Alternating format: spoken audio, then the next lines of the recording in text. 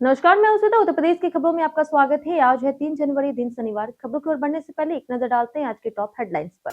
आज से माघ मेला प्रयागराज में शुरू। 11 जनवरी को होगी यूपी में महिला स्वास्थ्य कार्यकर्ताओं की मुख्य परीक्षा। यूपी के 64 सीएचसी में डिजिटल एक्सरे मशीनें लगाने की मंजूरी। यूपी के स्कूल कॉलेज 5 जनवरी तक होंगे बंद। उत्तर प्रदेश के 7 जिलों में निर्माण श्रमिकों को मिलेगा प्रशिक्षण। चलिए एक नजर डालते हैं आज के 25 बड़ी खबरों की ओर।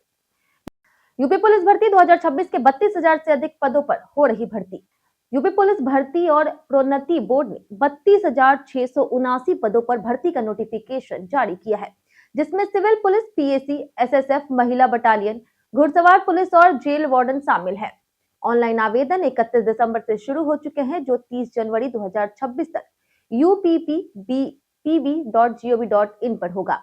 न्यूनतम योग्यता 12वीं पास है। आयु सीमा पुरुष के लिए 18 से 22 वर्ष, वहीं महिलाओं के लिए 18 से 25 वर्ष है। आरक्षित वर्गों को छूट मिलेगी। फीस 400 से 500 रुपए है। वहीं ओटीआर अनिवार्य है, जिसमें पहचान, शिक्षा, दस्तावेज अपलोड और आधार आधारित प्रोफाइल बनती है। अतिरिक्त योग्यता जैसे एनसीसी, जीरो लेवल, सेना सेवा प्राथमिकता देती है।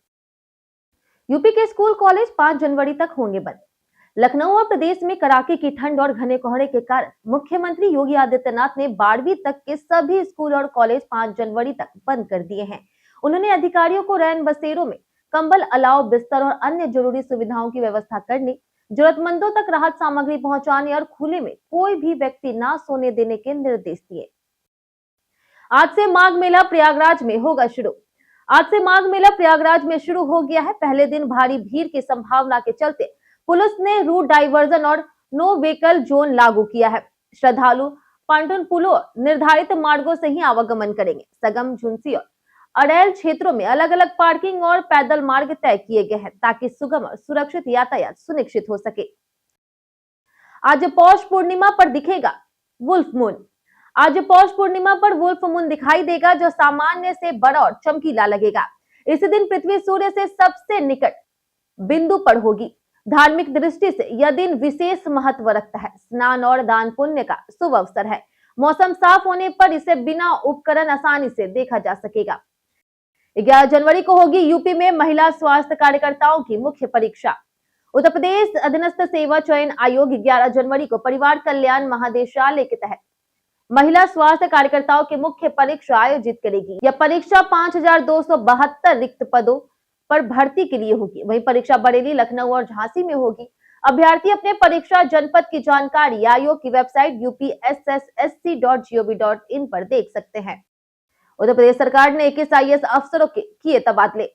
उत्तर प्रदेश सरकार ने नए साल पर 21 आईएएस अधिकारियों का बड़ा प्रशासनिक फेरबदल किया। सचिव से प्रमुख सचिव बने अफसरों समेत कई अधिकारियों को नई जिम्मेदारियां दी गई। अपर्णा यू प्रमुख सचिव राजस्व, एसवीएस रंगाराव प्रमुख सचिव बनाए गए। शिक्षा, वित्त, गृह, नगर विकास सहित कई विभागों में नई तैनातियां की गई। यूपी में 7 रियल स्टेट परियोजनाओं को यूपी रेरा की मिली मंजूरी।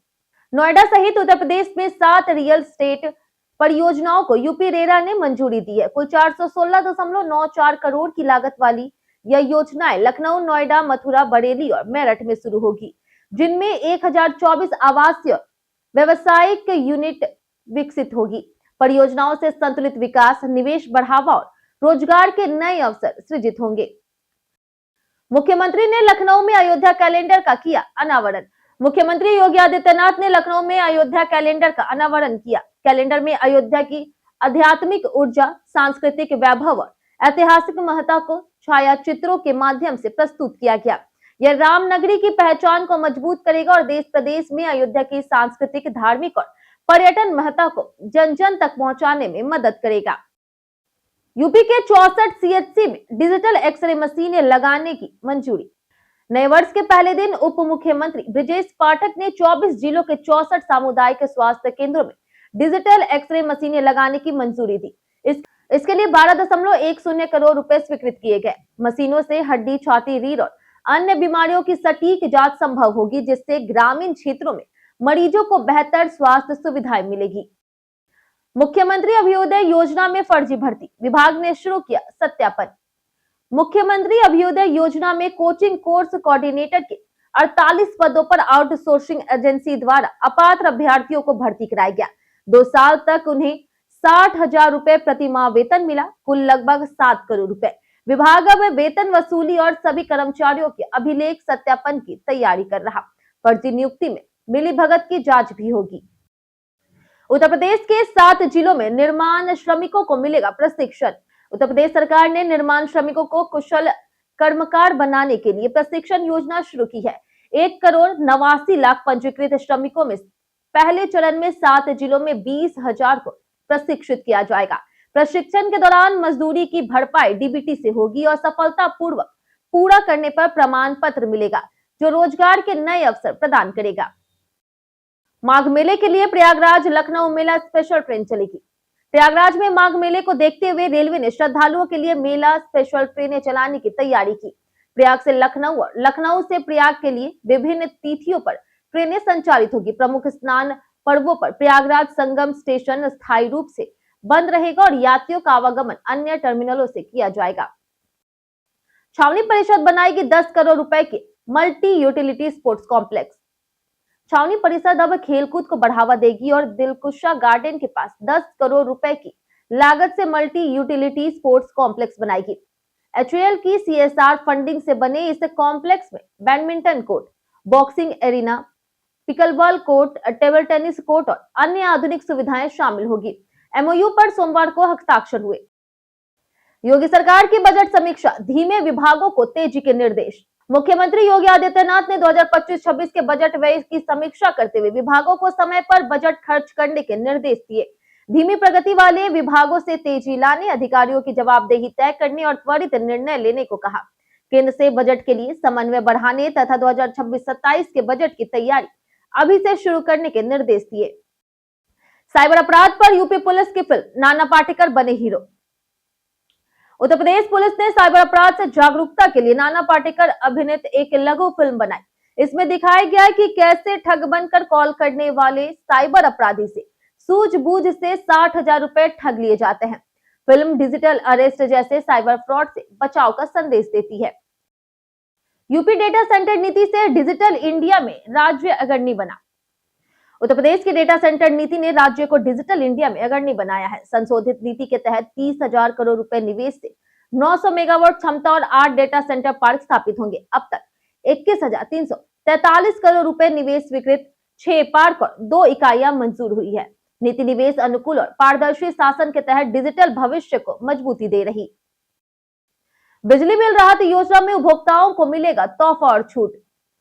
उत्तर प्रदेश की बिजली बिल राहत योजना में प्रथम चरण में 31 दिसंबर तक 96,232 उपभोक्ताओं ने पंजीकरण कराया, जिससे विभाग को 117.52 करोड़ रुपए मिले।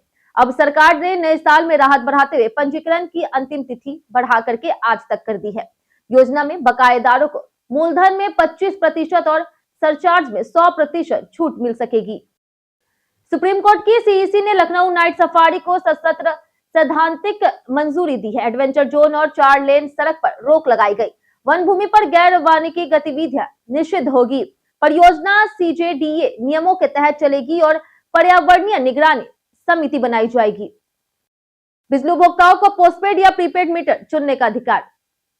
नियामक आयोग की नई कास्ट डाटा बुक में स्पष्ट किया गया कि बिजली उपभोक्ताओं को पोस्टपेड या फिर प्रीपेड स्मार्ट मीटर चुनने का अधिकार है। विद्युत अधिनियम 2003 के तहत उपभोक्ता की सहमति के बिना जबरिया प्रीपेड कनेक्शन देना अवैध है। आयोग ने बिजली कंपनियों को निर्देश दिए हैं कि मीटर का प्रकार उपभोक्ता की इच्छा पर आधारित होगा। जाने कैसा रहेगा यूपी के मौसम का मिजाज।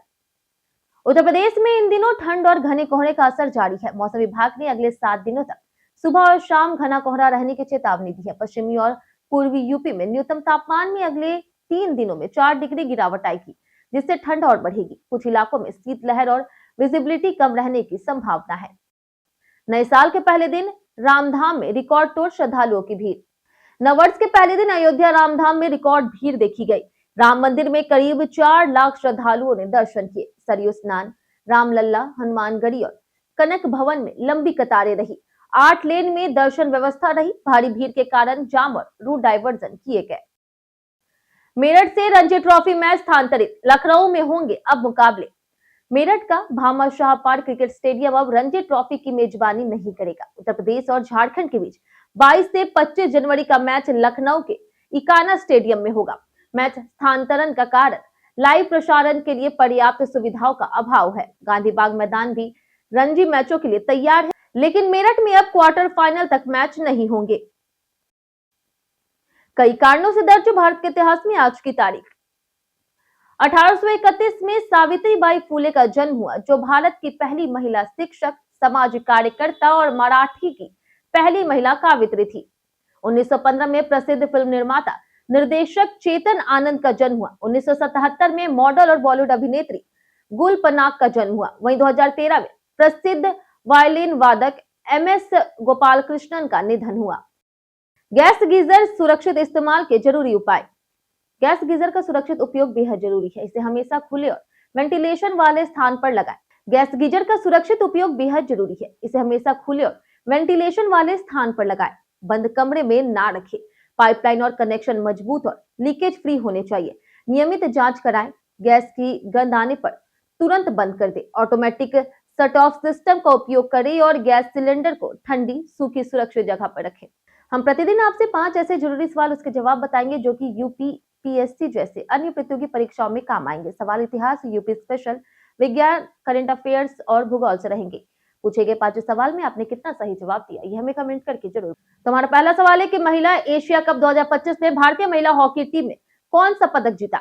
ऑप्शन ए है स्वर्ण पदक, ऑप्शन बी है रजत पदक, ऑप्शन सी है कांस्य पदक या फिर ऑप्शन डी कोई नहीं।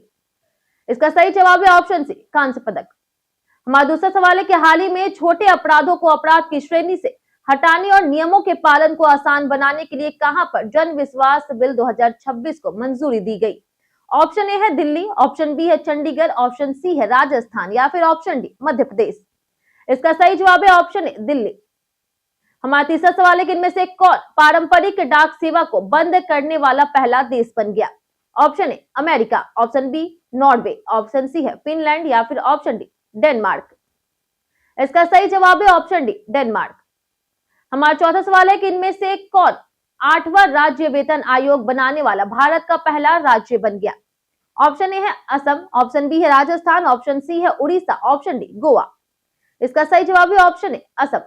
हमारा आखिरी सवाल है कि हाल ही भारत जापान को पीछे छोड़कर दुनिया की कौन सी सबसे बड़ी अर्थव्यवस्था बन गया है?